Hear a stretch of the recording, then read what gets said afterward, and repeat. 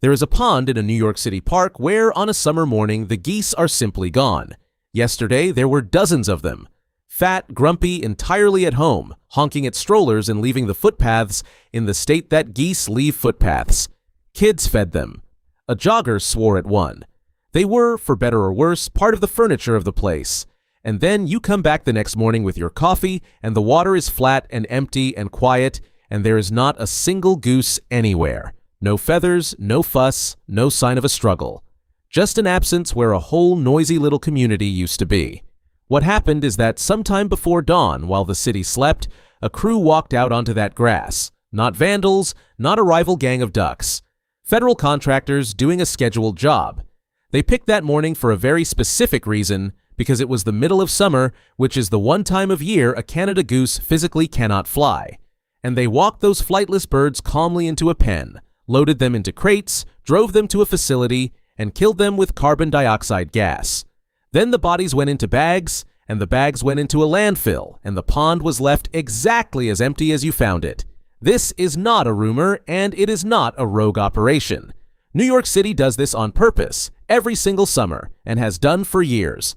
Thousands of geese gone this way, and the strangest part is not even that it happens. The strangest part is where it happens. Because a lot of these birds are not being cleared off a runway. They are being cleared out of public parks that sit miles and miles from the nearest airport.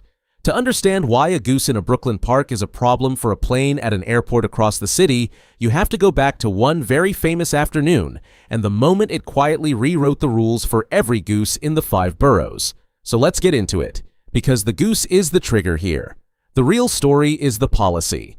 First, understand the goose itself, because the city is not dealing with the goose you might picture. These are not delicate migratory travelers passing through on some ancient journey south. A huge share of the Canada geese in the New York area are what biologists call resident geese. They do not migrate. They figured out over the last few decades that a metro region full of mowed lawns, golf courses, corporate ponds, and park grass is basically an all-you-can-eat resort with no predators. And they moved in permanently and started breeding.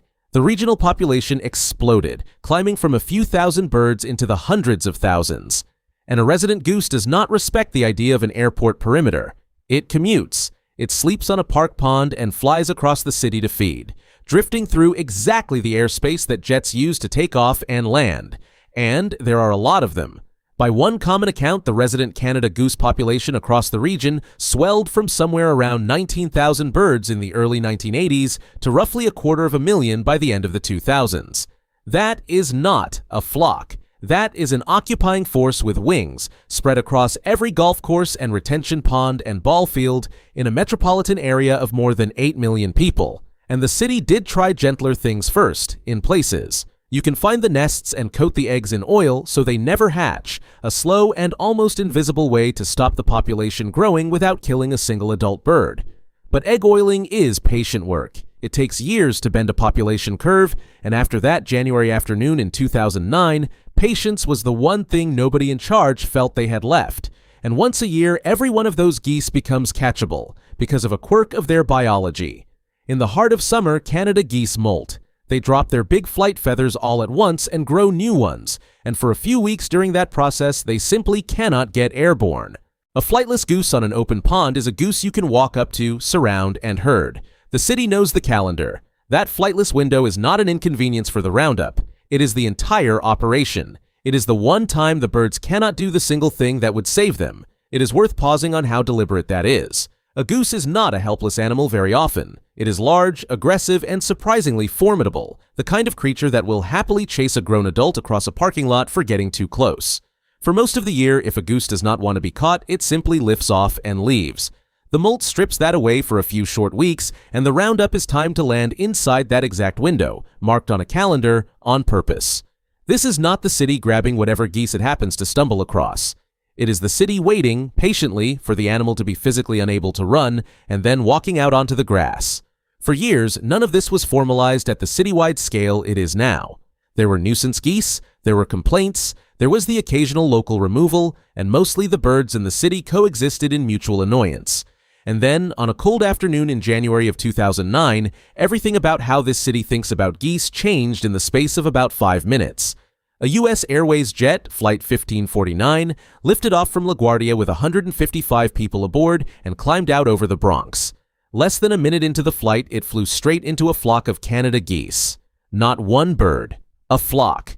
The geese went into both engines at once, and both engines died almost instantly. The pilot suddenly had a full airliner, no thrust, and not enough altitude to get back to any runway. What happened next is the reason you know this story. The crew glided that powerless jet down over one of the most densely populated places on Earth and put it down on the surface of the Hudson River, and every single one of those 155 people walked out onto the wings and lived. They called it the miracle on the Hudson, and it absolutely was. It happened almost impossibly fast. Both engines were gone within seconds of the strike. The captain took the controls, the tower offered him runways he had no realistic way to reach, and he came back on the radio with the line that ended up in every retelling, that they were going to be in the Hudson. Ferries and rescue boats converged on the floating jet within minutes, pulling shivering passengers off the wings and out of the freezing river. Nobody died, and later investigators recovered feathers and tissue from inside both engines and ran the remains down to the species, and the answer came back as Canada geese, the resident kind. The same overgrown, non-migrating birds fattening themselves on park grass all over the city. But here is the thing about a miracle. No official in charge of an airport ever wants to depend on one again. Investigators pulled the remains out of those engines and confirmed it. Canada geese, the exact overgrown resident-style birds thriving in the parks all around the city.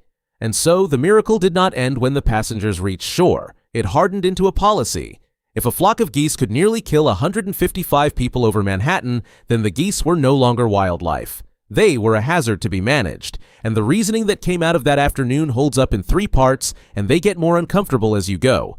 The first reason is the one nobody can honestly argue with. A Canada goose is a big, heavy bird, and a jet engine is not built to eat one, let alone a flock. Flight 1549 was not a freak that could never repeat. Geese had already been involved in hundreds of damaging strikes on aircraft in the years before it happened. Federal wildlife officials counted well over 600 damaging goose strikes on American aircraft across the couple of decades leading up to it. Most of those did not end with a river landing and a happy ending. Most of them are just expensive, frightening moments you never heard about. An engine wrecked on takeoff, an emergency turn back to the field, a repair bill running into the millions. Flight 1549 was simply the one where the whole country happened to be watching, and the ending came out a miracle instead of a body count. Put a flock in front of a fully loaded airliner at the wrong moment, and you get a catastrophe. And 155 people surviving was the good outcome, the lucky one. No airport authority on Earth is going to look at that near miss and decide to simply hope. So the first pillar is plain and solid. Planes and geese cannot share the same air, and the stakes are measured in human lives. That part is real, and it is barely the start. If you are enjoying watching a beloved city park animal quietly turn into an aviation safety line item, you should subscribe, because this channel lives in exactly that turn. The stories where the headline is a creature on a pond and the answer underneath is an incident report and a 7-mile radius. And you will want to stay for the second reason, because this is where the whole thing tilts sideways. The second reason is that the program was never really about the geese standing on the runway. It is about the geese standing everywhere else. Because a resident goose commutes, clearing the birds off airport property alone accomplishes almost nothing. Tomorrow a fresh flock flies in from a park across the borough, so the logic expanded outward and the kill zone grew with it. After Flight 1549, the safety radius around the major airports was pushed out from 5 miles to 7. And at 7 miles that circle stops being a patch of runway grass. It swallows neighborhoods. It swallows public parks full of families and joggers and kids throwing bread. A famous roundup swept hundreds of geese out of a single Brooklyn park that sits between 6 and 7 miles from the airport, birds most locals thought of as their own. In the first big year of the program, crews cleared something like 1,200 geese from 17 different sites around the city in one summer. The following year, that beloved Brooklyn park lost roughly 400 of its geese in a single dawn operation, and people who had watched those birds for years woke up to an empty pond and a set of very unsatisfying answers. Neither of those parks is a runway, neither is anywhere near one, but both sit inside that 7-mile circle, and inside the circle, a goose is a hazard. The target quietly stopped being the airport and became the entire city, and the birds are taken at the one moment they are most defenseless, when they have dropped their flight feathers and cannot escape. Sit with that. The policy is engineered to strike at the animal precisely when it is most helpless, in places most people never connect to an airport at all. Which brings us to the third reason, the one the city says the most quietly, and it is the coldest of the three. After all these years of summer roundups, it is genuinely unclear that any of it is working. The resident goose population is relentless. You can clear a park in July and geese will drift back and nest there again because the mowed grass and the open water that drew them are still exactly where they were.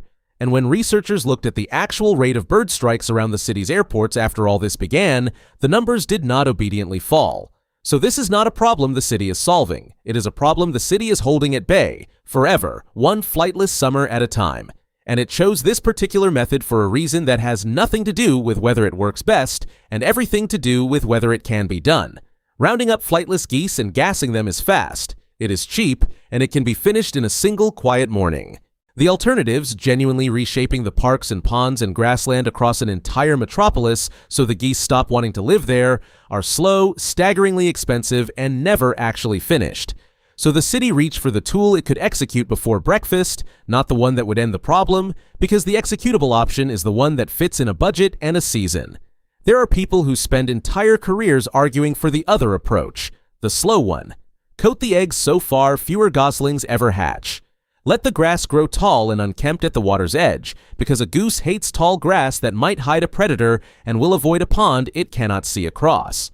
Redesign the ponds and the lawns and the whole green buffet that made the city so irresistible in the first place.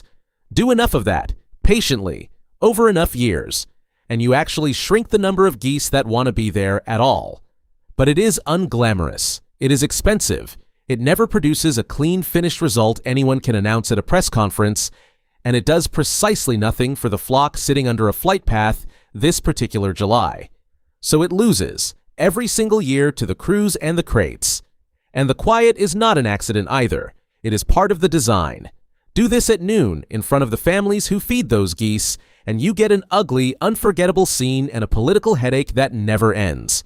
Do it before dawn, and by the time anyone shows up with a coffee, there is only a calm, empty pond and a vague sense that the geese must have wandered off somewhere.